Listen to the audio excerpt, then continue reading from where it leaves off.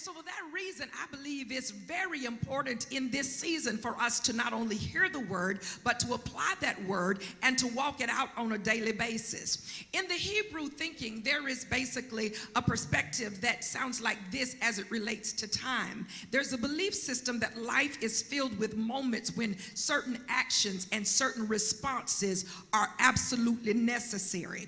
In essence, your responses and your choices begin to help shape what's going to happen next. What you do in this moment determines what will occur in the next moment. What you do in this season of your life could very well affect what's going to happen in the next season of your life. And so two cars that are meeting on the road, and I found here in Jamaica, cars meet on the road all the time. Two cars that are headed towards each other. In our mind, it looks like they're about to crash, but in the drivers that I see here, they're very confident. They know that that little space is enough opportunity for them to just get over into the next lane. And I may be cringing and holding my fists and praying, Jesus, help us get through. But that driver is confident because they understand that they have a Kairos moment. They understand that this is a fleeting opportunity. And if I don't take this window right now, I may miss it. And so then two cars that are meeting on the road, the decision of the drivers is what's going to determine whether or not those two cars meeting ends up in an accident. It is the choice, it is the response of the people who are behind the wheel that determine what happens in the next moment. Just like someone having a conversation and that conversation becomes a little excited or a little heated, that conversation doesn't have to end in an argument. It is the choice, it is the decision of the people involved in the conversation that determines whether or not this is going to become an argument. And so the way we respond to situations then basically will help shape the next moment.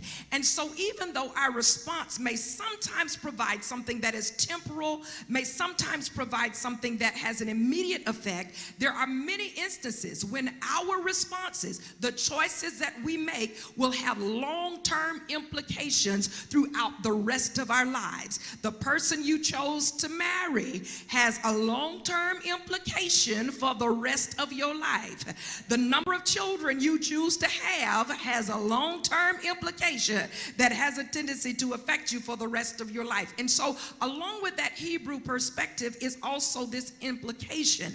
At any moment in their thinking, for reasons of his own, God can do whatever he wants to.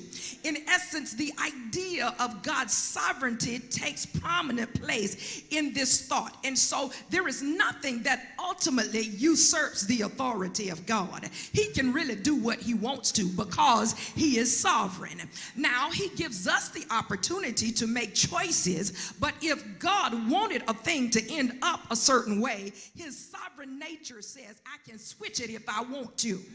And so because God has created other free moral agents, that's you and that's I, we have the ability to make choices. And it is God who created us with a will. It's God who gave us the mindset, the mentality to make decisions and to make choices. And so God then purposefully limited his potential total control in order that we might have the ability to choose. Otherwise, we would simply be robotic. We would simply be doing whatever God said without the opportunity to make a decision about where he will fit in our lives. We would simply just automatically get up and whatever God had ordered us to do, that's simply what we will fulfill in the course of any given day. And so whether or not we love him wouldn't even be an issue because it wouldn't be a matter of our love. It wouldn't be a matter of relationship. It would simply be us becoming robotic, doing whatever it is that God has said. But because God created us with a mind and because he gave us the ability to elect choices, because he provided us with the opportunity to exercise our own free will, then he doesn't force us. He doesn't make us automatically choose certain elections according to his decision, even though he could. And so then God himself steps outside of our sensual perception. In essence, God says, you can experience me, but you're not going to experience me in the realm of your sensuality. In essence, I have given you 5 senses, but you're not going to be able to experience